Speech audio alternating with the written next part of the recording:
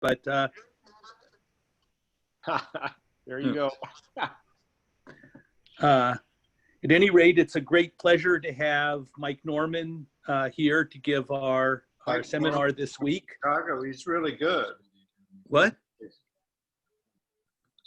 Steve, how about if you are the host, you can mute everybody. Because I can't do anything. I'm on my phone and I don't know how to do it. Could you take over as host while I try to get my internet back up? I don't think I can. I think Cora is the host. Well, then Clara can do it. Actually, Professor Kapitolnik, this is Noelle. Cloris made you a co-host, so you can, do you know how to mute everybody?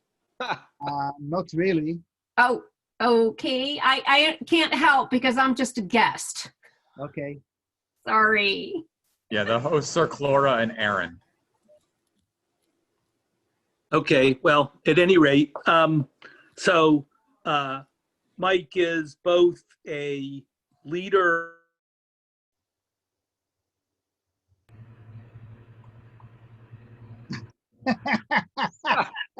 You got muted there, Steve. Now, Steve, you need now to unmute yourself. Unmute. That's There it. you go. Oh, why others? I mean, Okay. All right. I think it's okay if people are unmuted. They can interrupt me if they need to, so that might work. Okay, at any rate, it's wonderful to have Mike here. Mike is one of the well-known leading condensed matter theorists who's made important contributions in all sorts of areas of quantum materials. I've had the pleasure of co-authoring 2 review articles with him. The first one, I think, was one of the greatest accomplishments in diplomacy ever. I'm not positive about the intellectual accomplishment, but the diplomacy was really quite extraordinary. Especially due to you. What? Especially due to you. He's had large impact on many of our research efforts here. He's also been a scientific leader in the administrative sense of being director of material science division at Argonne National Laboratory, but he's apparently been liberated from that. At any rate, today he is going to tell us about some new theoretical developments in the theory of superconductivity in the Nickelates, following up on the wonderful seminar we had last week from Harold. All right, so with that, let me turn it over to you, Mike. Okay, thank you very much, Steve. I appreciate the invitation. So let me try sharing my screen here.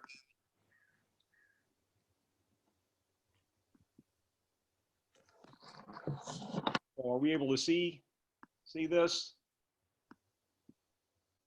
All right. Is it okay? Everyone can see? No, not yet. Well, I thought I'd done share. Okay. Screen share has failed to start, so maybe that means that somebody else is sharing.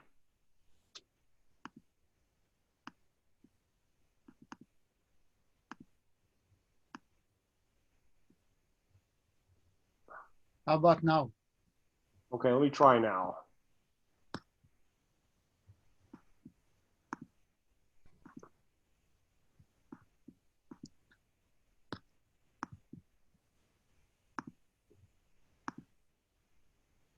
Okay, that should work. Yes. Yeah? Okay, great. Wonderful. So, everyone can hear me? Everything's fine? Good. Okay, so if you want to sort of well, first off, you all are gluttons for punishment to have 2 talks on the same subject in a row. But maybe you'll hear a slightly different perspective than Harold gave last week. What I did was write, a couple of months ago, I wrote a little breezy article for physics. This is the APS journal, and they recently restarted doing these trend articles. And so if you want a sort of short read on this subject, I recommend this one. All right. So some of my partners in crime is not completely all of them, but most of them. A lot of the DFT calculations were done by Antia Botana, my former postdoc who's at Arizona State now. Jonathan Karp is actually a student of Andy Millis's. He did the DMFT calculations. And then the experimentalists on the bottom row, a lot of the work was done by Juji Zhang, who was in John Mitchell's group, who's now moved back to China. And some of the resin X-ray data was taken by Gilberto Fabriz at the APS, along with Mark Dean at Brookhaven. Okay, so as you remember, the original cuprate sample had a pretty low TC of 30 Kelvin, and people really got excited about it a few months later when Paul Chu group was able to discover superconductivity in YBCO at 93 Kelvin. And of course, since then, TC has gone up to as high as 160 Kelvin. You know, so we could ask ourselves a question, you know, why haven't we had the YBCO discovery yet in the case of these new Nickelates? So my own involvement in this thing sort of came, we had this Energy Frontier Research Center on superconductivity. And what happened in this center was that when we got renewed, we told them we were going to do something in materials genome. And I thought, oh my God, I have to do some materials genome kind of thing. So I got to start thinking about this, and this is sort of in this Reports in Progress in Physics article. If you think about cuprates, they involve an active metal ion, which is the one shown in yellow.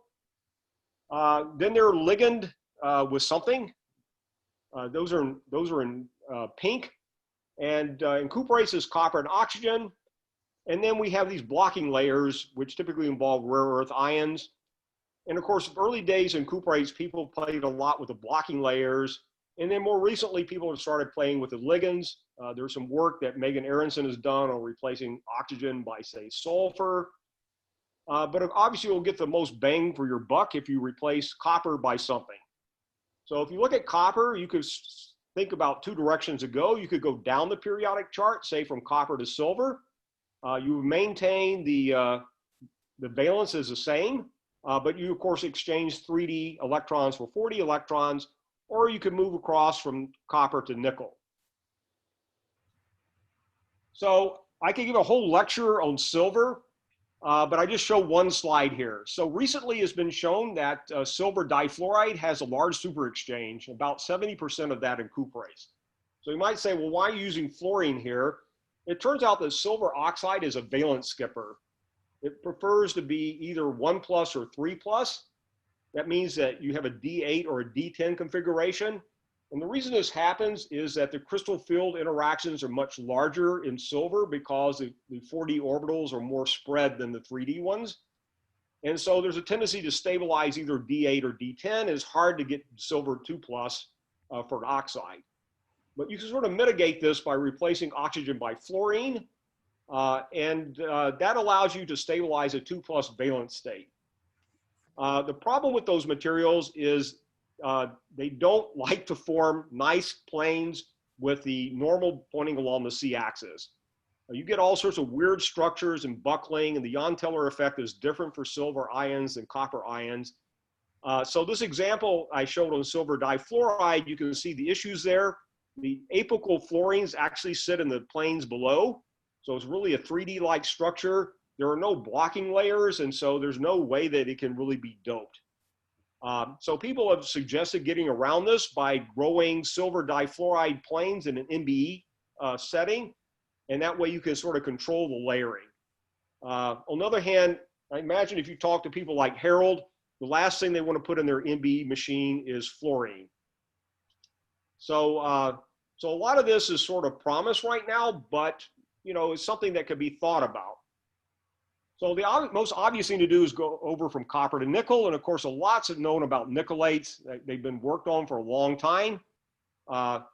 You can form lanthanum-2 nickel 04 as the same structure as lanthanum-2 copper 04. And as you hole dope the material, you move from D8 to D7. But the difference from cuprates, as you can see, is that the doped holes tend to be localized. You get a lot of polaron formation. Charge ordering basically dominates the phase diagram. So around 1/3 doping, you see stripes. Around a half doping, you see checkerboards. And you really have to get the doping beyond about 100% before you actually start to see anything that looks metallic-like. And you can see on the right, there are some photoemission data. Once you go beyond about 100% doping, you can start to see something that resembles Fermi arcs. So that's one of the problems. You have to put a lot of dopants in there to get anything to look metallic. And of course, you're going the wrong direction. You're going from D8 towards D7. We really like to go from D8 towards D9. So this is a phase diagram that John Mitchell's group published a couple of years ago. And so on the right side, you see exactly the same phase diagram I was showing before. You see charge ordering, spin stripes, checkerboards, etc. But if you notice, there are a couple of line phases sitting in there. So the 214 phase, you can think of it as a single layer Ruddleson-Popper phase. You can go to the bilayer, that's 327.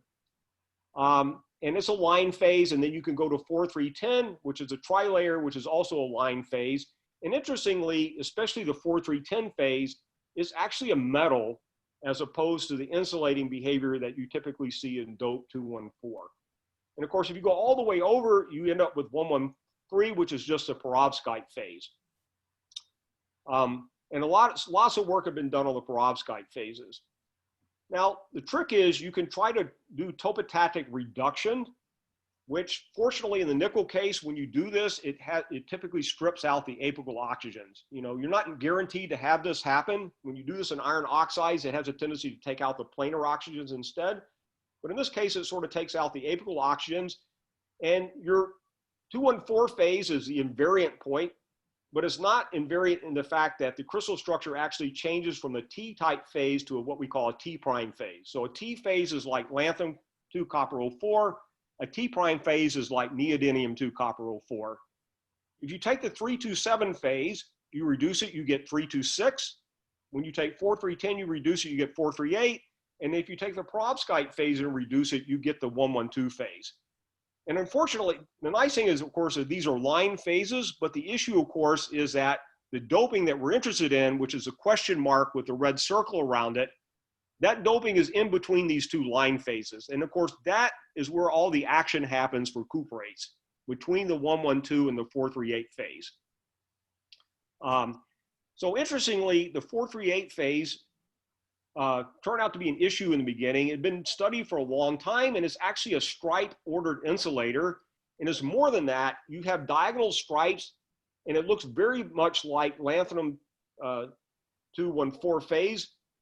So when you see this charged stripe thing on the right, this 438 looks a lot like it. The entropy under the transition is very similar. You have diagonal stripes, it's commensurate, etc. But if you replace lanthanum by praseodymium, you actually destabilize the stripe phase and get a metal. And this metal's transport properties look very similar to overdoped cuprates. And if you do X-ray absorption measurements, you have strong polarization of the data. And in fact, if you compare praseodymium 438 to YBCO, the X-ray absorption data looks very similar. So you have the desired electronic configuration. The problem is you have to electron dope it, and there's been a lot of challenges to electron dope this phase. So this is a good example. The 4310 phase, you expose the material to hydrogen, it strips out the apical oxygens, and then what you get is these nickel 02 layers, which are then separated by fluorite blocks with this kind of valence. And the interesting thing about this is why John had got into this is that these things have to be, if you want single crystals, they have to be grown at high oxygen partial pressure. And this shows you that at ambient pressures, you grow 214. As you crank the oxygen pressure up, you get the bilayer, the trilayer, and then you go in the perovskite phase. And this is reason why single crystals of perovskites have only appeared recently, because they require high oxygen partial pressure growth. And this is one of the reasons why most of the work you see on perovskite Nickelates is done with in thin film geometry. Okay, well, like I said, the most dramatic change you can make is by doing reduction on the perovskite. You strip out the apical oxygens and you turn lanthanum nickel O3 into lanthanum nickel O2. And what happens in this case is you can see in the Ruddleson-Popper phase, you have a valence which is equal to 3 minus 1 over n, where n is the number of layers. And then you go from, in the reduced phase, you go to nickel 1 plus 1 over n valence. And believe it or not, these materials have been around for a long time. They were actually studied a couple of years before the Bednorz-Mueller paper. But to me, the real change happened in 2009, where people showed that superior samples could be made by doing this in thin film form. And this is a work of Kawai et al. At the bottom. And you can see the valence change as you go from lanthanum nickel O3 to lanthanum nickel O2. This is nickel K-edge data. The spectrum shifts to the left as the valence is reduced from 3 plus to 1 plus. Now, this material, like I said, had been known for a long time. And a long time ago, Anisimov and Morris Rice made this prediction that lanthanum nickel O2 would be a charge transfer antiferromagnetic insulator, just like an undoped cuprate. So this prediction had been out there for a long time. And just a reminder that, as we know, there's two kinds of materials. Basically, you have a Mott insulator when the Coulomb repulsion between the electrons is smaller than the charge transfer energy between the oxygens and coppers, or transition metal. Or you could have a charge transfer insulator when it's the opposite. That is, the charge transfer energy is smaller than the Coulomb repulsion. Now, when people looked at these materials, that unlike cuprates, they saw no evidence for magnetism, right? So this is results on bulk samples that were grown by Mike Hayward. And you can see in lanthanum nickel O2, you get a sort of funky looking susceptibility. Neodymium nickel O2, you just have a susceptibility that's completely dominated by the neodymiums. So there's no signature of an antiferromagnetic insulating phase.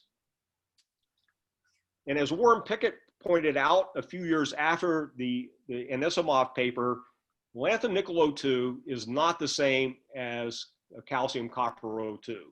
And some of the reasons this happens is that you have a lot of C-axis coupling because when you strip the apical oxygens out, the nickel O2 planes are fairly close to one another. So there's a tendency for 3z squared minus r squared states to bond between the layers. Also, you get lanthanum 5d pockets appear. And of course, you have these 3z squared states near the Fermi energy. So the net result is that there are significant differences between this material and a cuprate. And you can sort of see this in this plot. This is a plot from this little physics article. Here's a cuprate on the left, and here's a nickelate on the right. And you can see what happens is because the Z goes, you reduce the atomic number when you go from copper to nickel. And so the net result are the 3D bands float up in energy. And what that has to do is it increases the charge transfer energy delta and also floats the nickel D bands up until they start overlapping with the rare earth 5D bands. And this phenomenon does not happen in cuprates. Like I said, you can make these superior samples, 1-to-2 samples in thin film form. And if you notice this, if you look at the resistance, again, the material is not insulating. You have a minimum in the resistance at around 100 Kelvin with a weak upturn below this. So you can say, well, this could be weak localization, or it could be a Kondo effect. And you also see that you have a large R sub H, which is negative.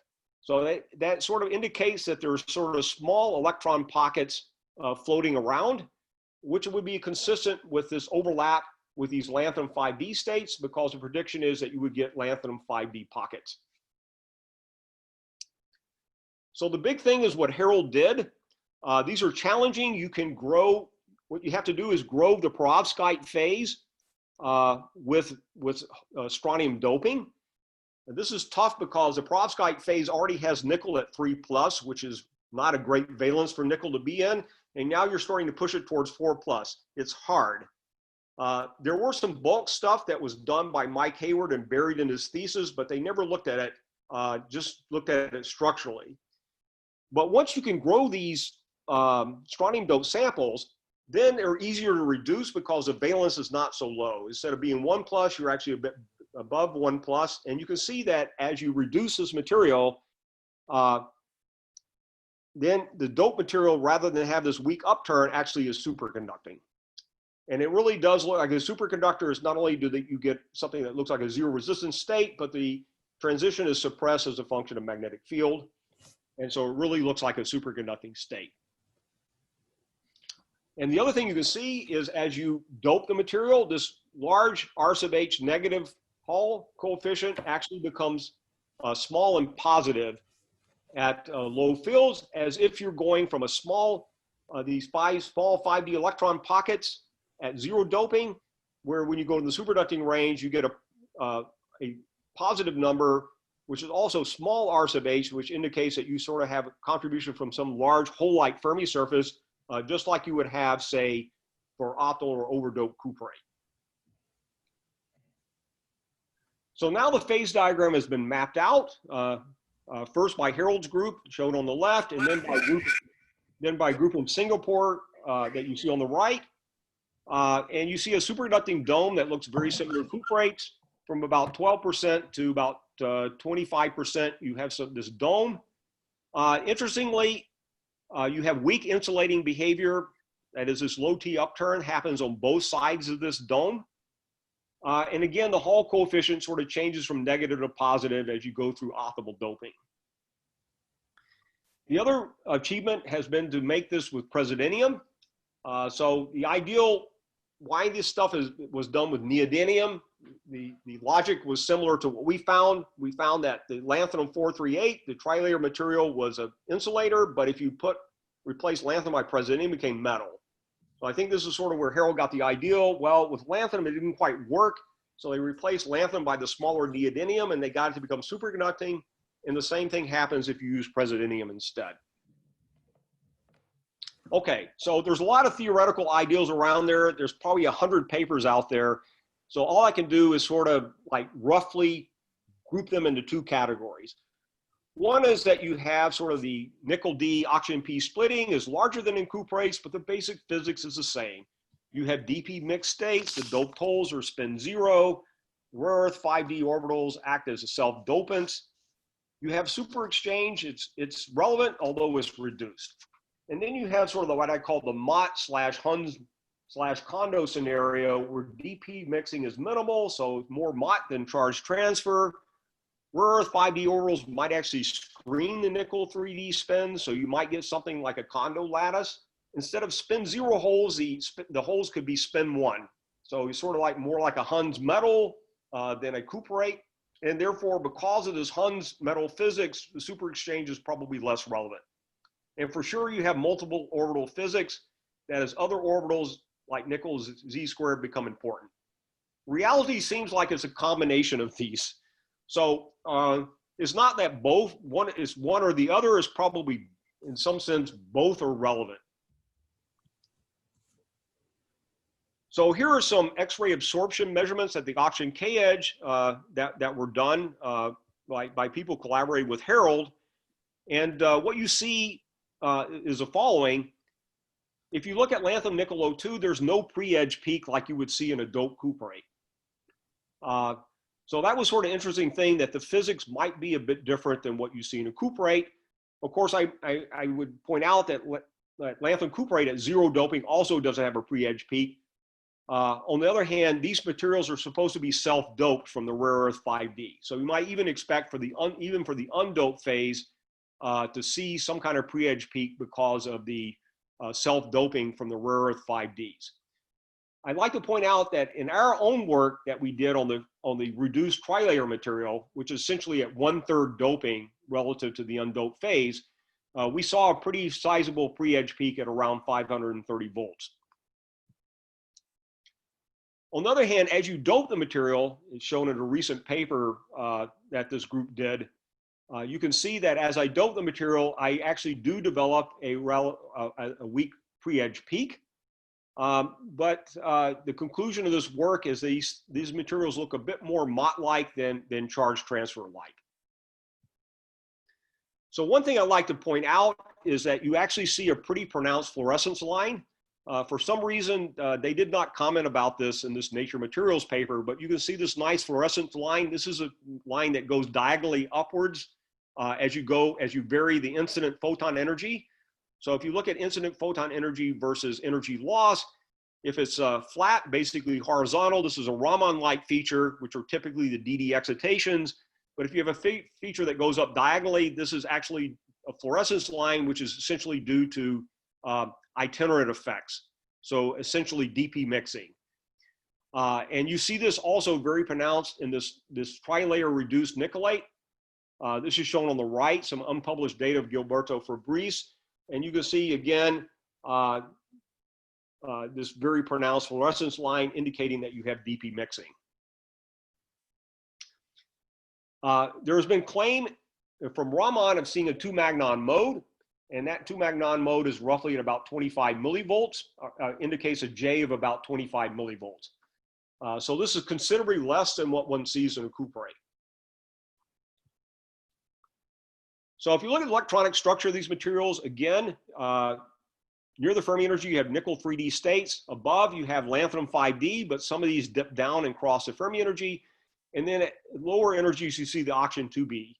And the difference of these Nickelates from cuprates is the oxygen 2b manifold is less mixed with the nickel 3D manifold than what you see in cuprates. And so what this does is it leads to a smaller bandwidth.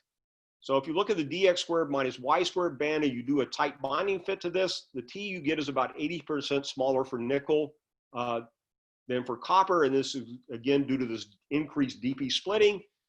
Interestingly, the T prime over T ratio is about the same. And like I said, the charge transfer energy increases by about 2 volts when you go from copper to nickel. So a couple of months ago, we published a DMFT analysis on this, which indicated that you had small D8 admixture, and the holes were primarily spin 0 holes. And so this on the left, you can see the band structure, compared to DFT. You can see some mass renormalization, but it's not huge, but you see some mass renormalization. And of course, because of these influence of these Z squared states and the 5D states, you really have to crank U up above 7 volts to actually force a material to become an insulator.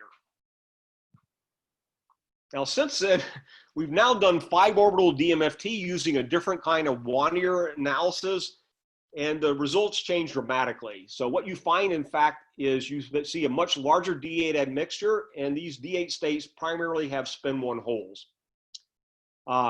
And what we've done is we've done the 112 material at both D9 and D8.67 valence. That was in order to compare to the 438 material, which again we did at both D9 and D8.6 valence. And what you see is if you compare the tri-layer guy to the single layer, infinite layer guy at the same nominal valence, they're very similar. In both cases, it's a dx squared minus y squared state, which is a correlated orbital. And its bandwidth is so what happens, of course, when you dope, you primarily dope. The dopants probably go to the rarer 5D rather than oxygen 2p, like in cuprates.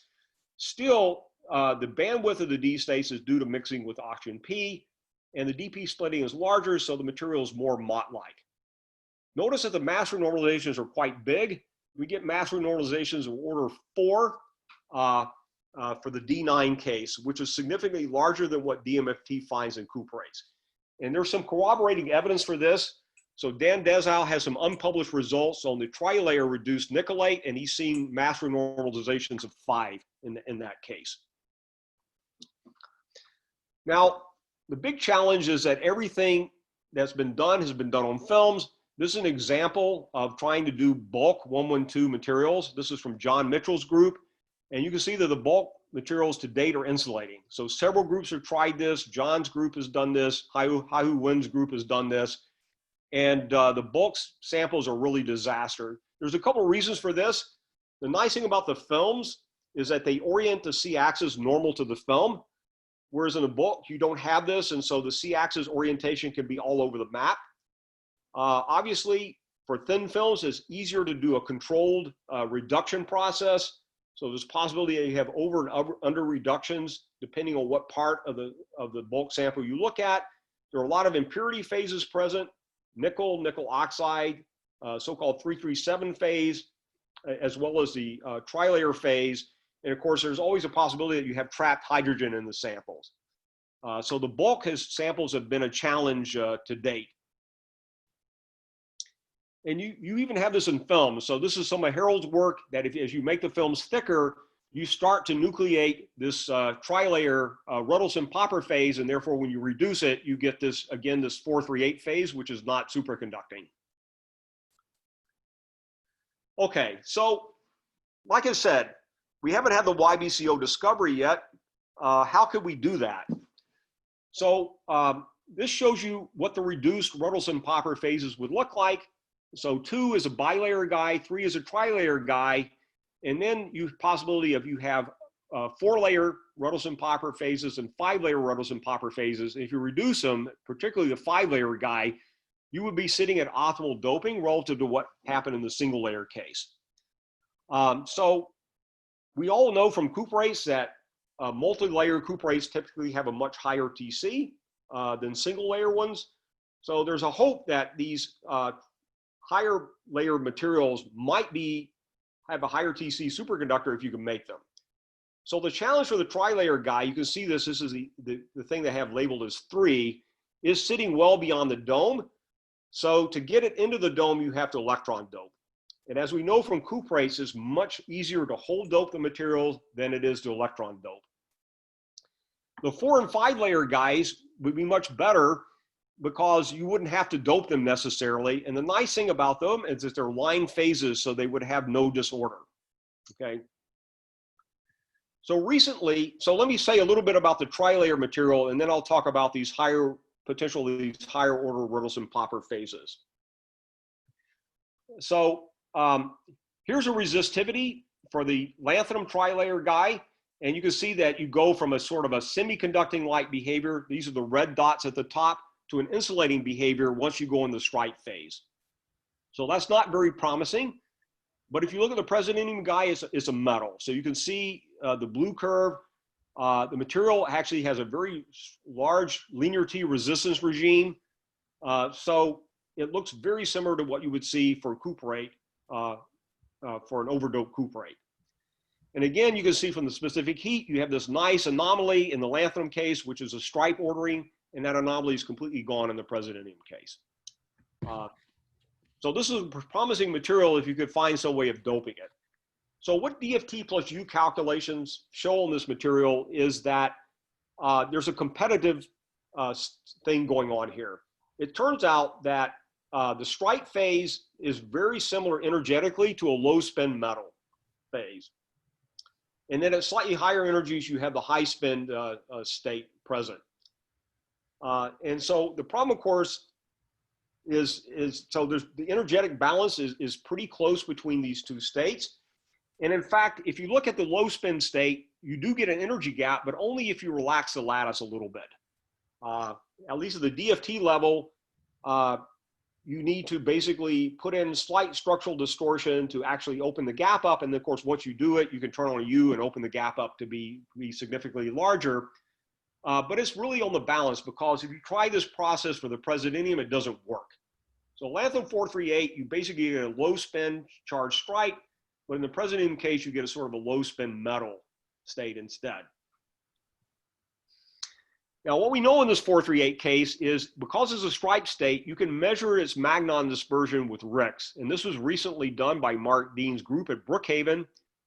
And when you look at this diagonal stripe phase and you fit these the RICS data, you extract off a J of about 70 millivolts. This is not as big as a cuprate, but it's about 3 times larger than what this Raman data indicated in the 112. So that's promising. You have a relatively large super exchange. And as you can see on the bottom left plot, you have strong orbital polarization, the data that indicates that the holes are primarily x squared minus y squared. So that's sort of promising. And if you look at the Fermi surface, you would think that you're looking at a cuprate. So what's shown on the left 3 columns are the 112 material at various KZ values.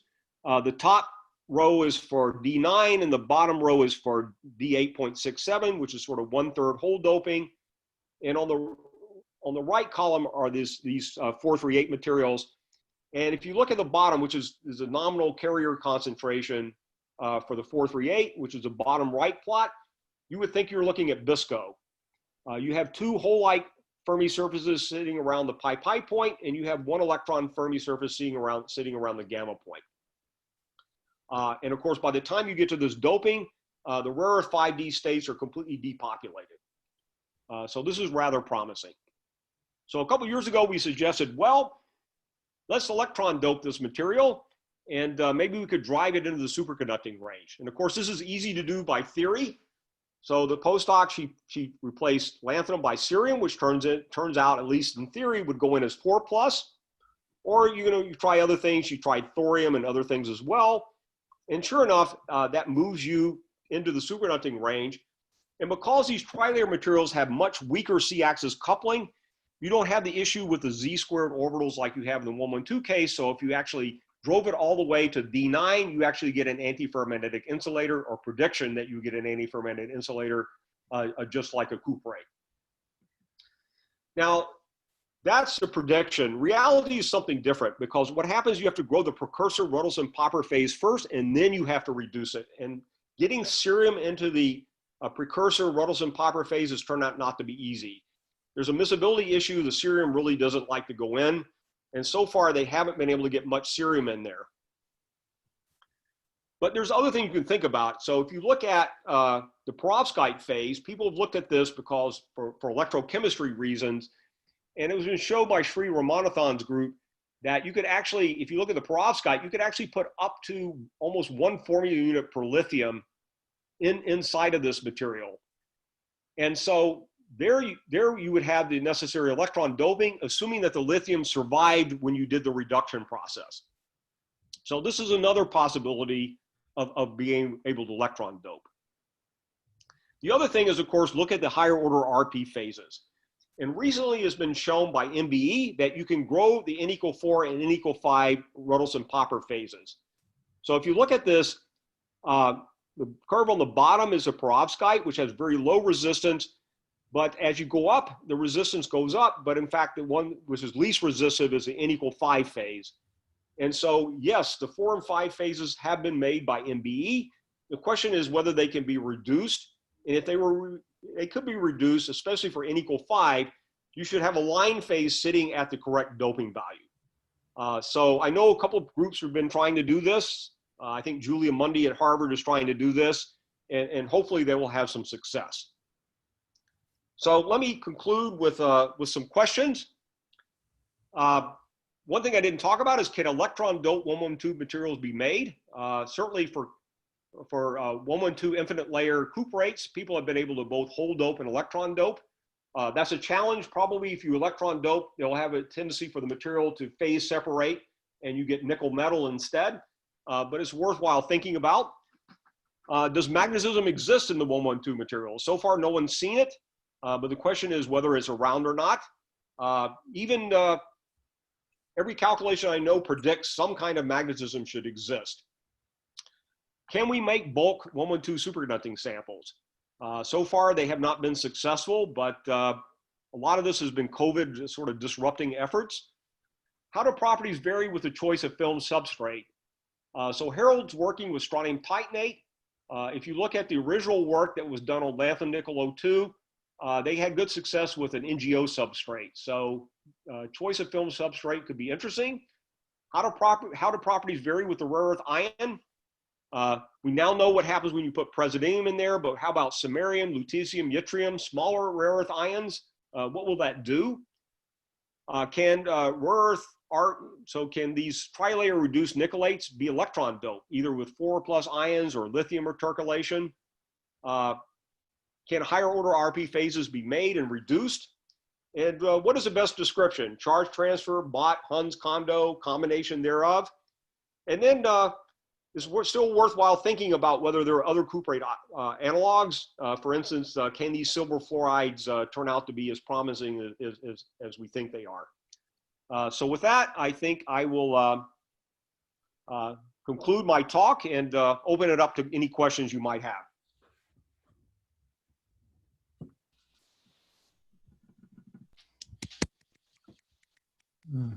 Mike, I have a quick question. Yep. Regarding the transport of the 438, how clean are they? Yeah. So let me go back.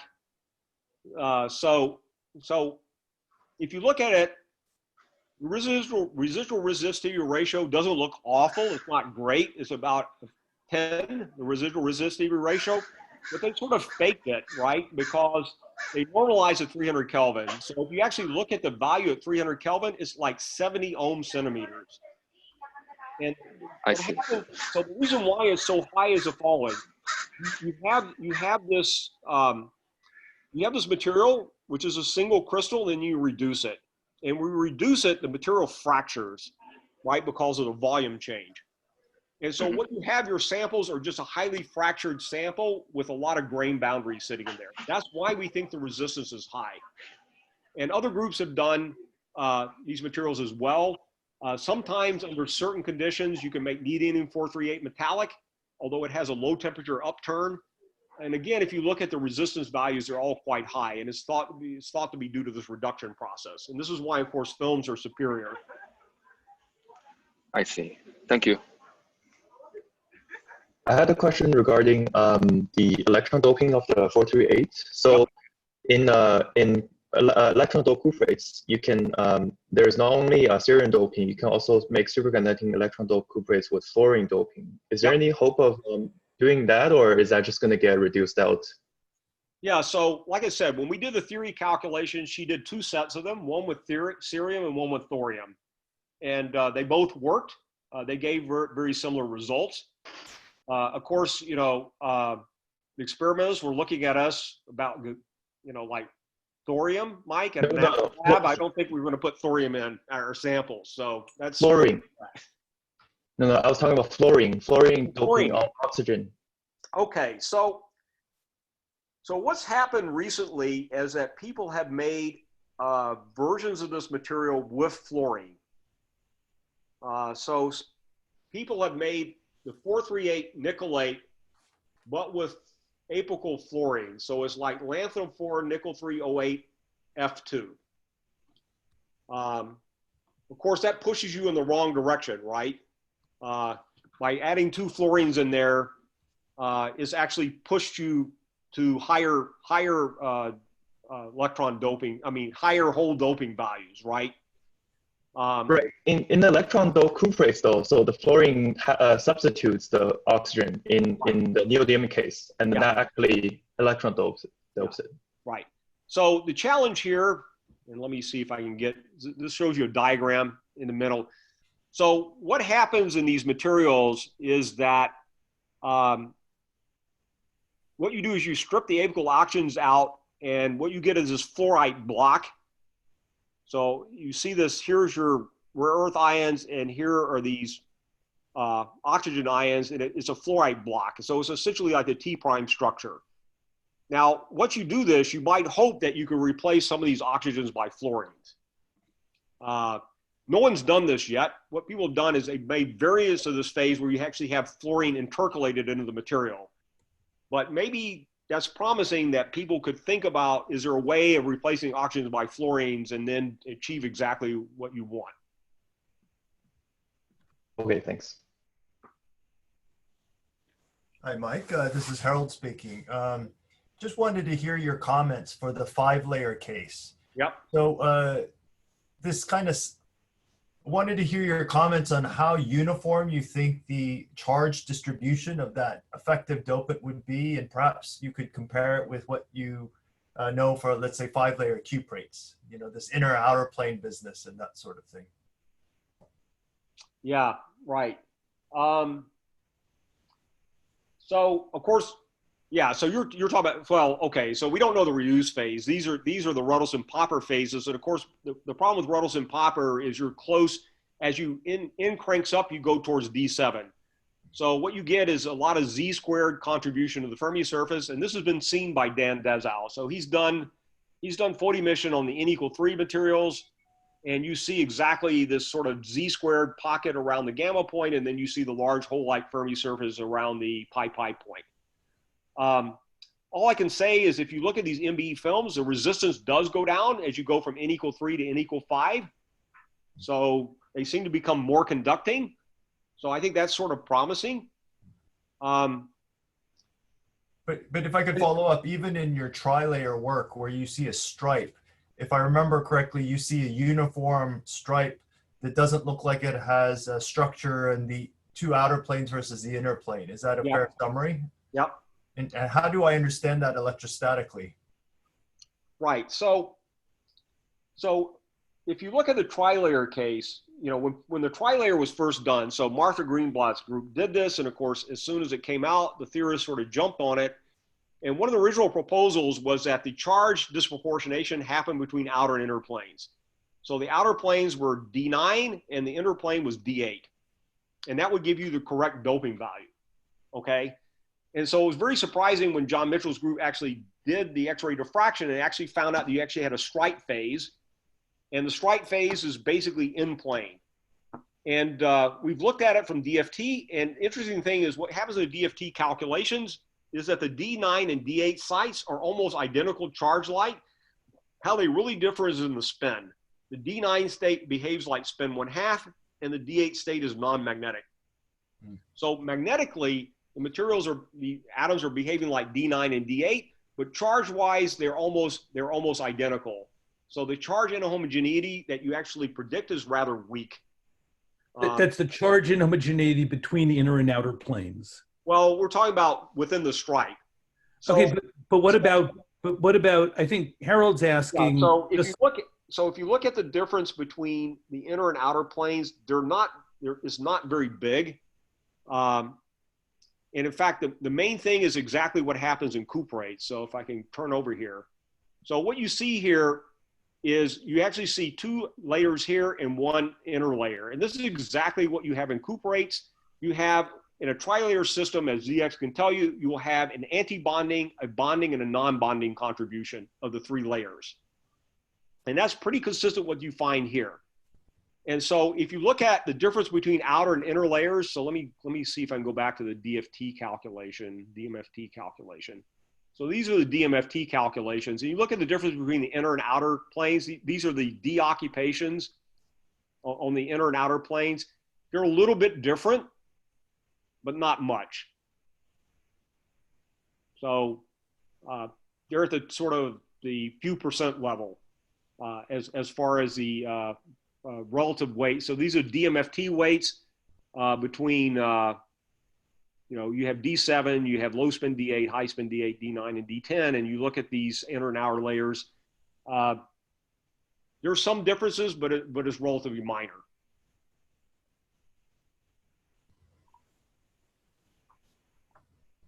I would just naively comment that that's surprising, right? Any estimate for a screening length or what have you with that kind of density, I would be, anyway. Yeah, right.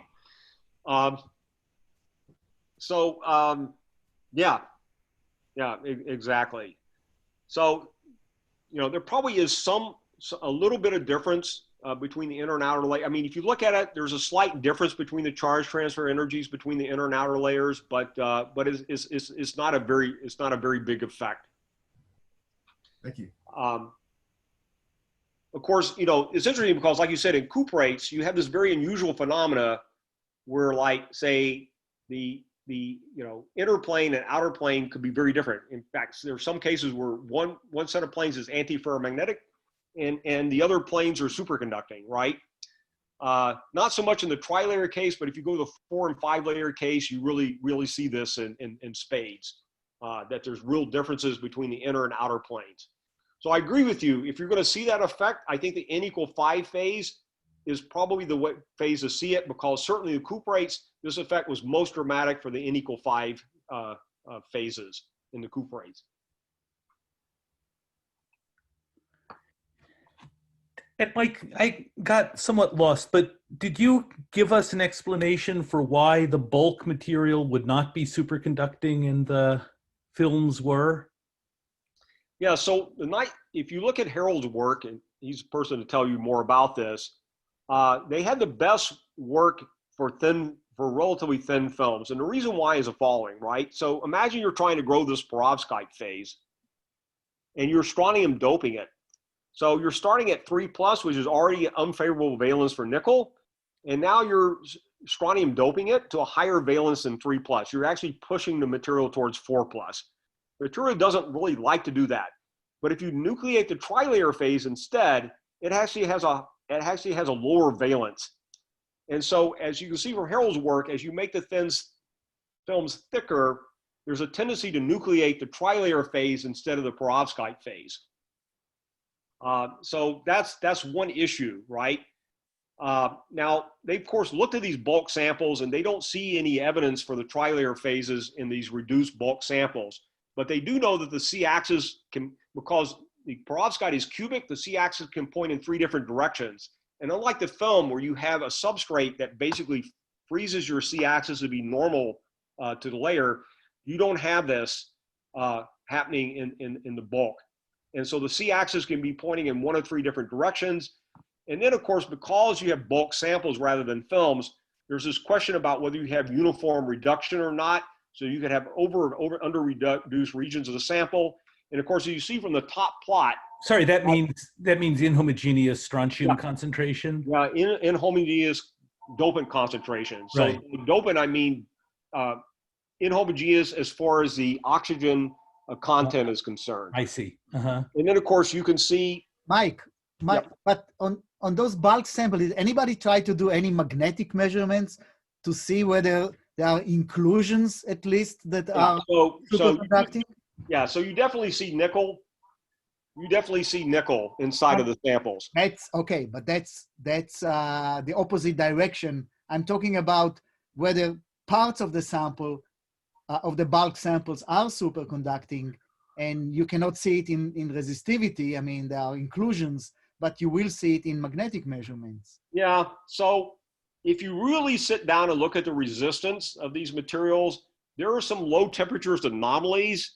And the guys are thinking that there may be small regions of the sample which are actually superconducting. I think the part of the problem though is that, I think in the neodymium case, I think the bulk susceptibility is sort of controlled by the neodymium ions.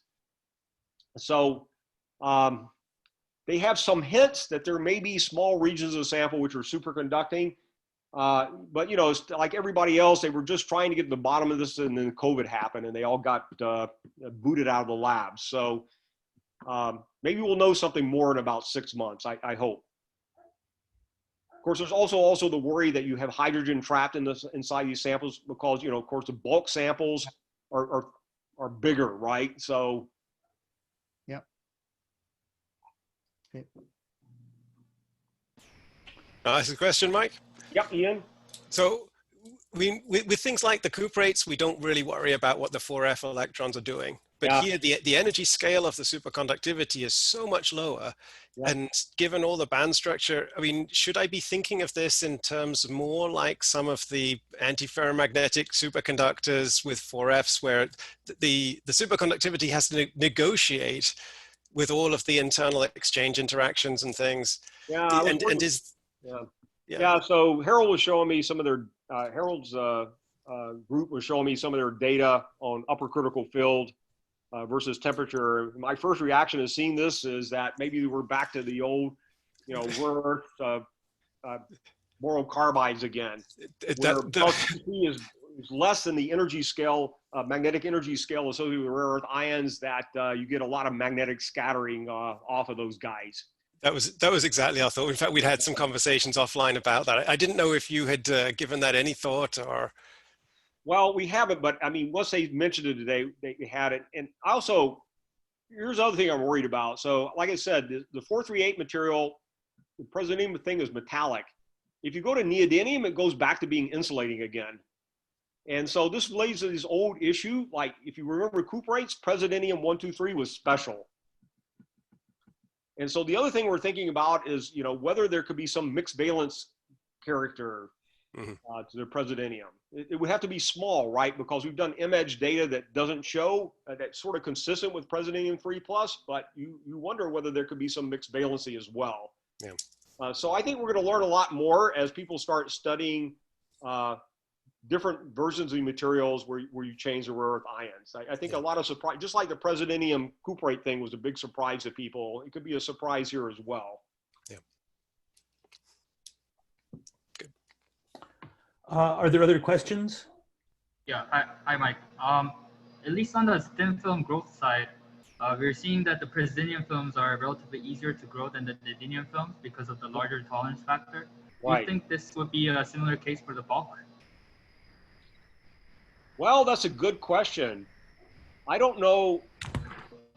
That's a really good question. I don't, because of COVID, I haven't had as much interaction with John's group. I don't know whether they've tried Presidinium or not.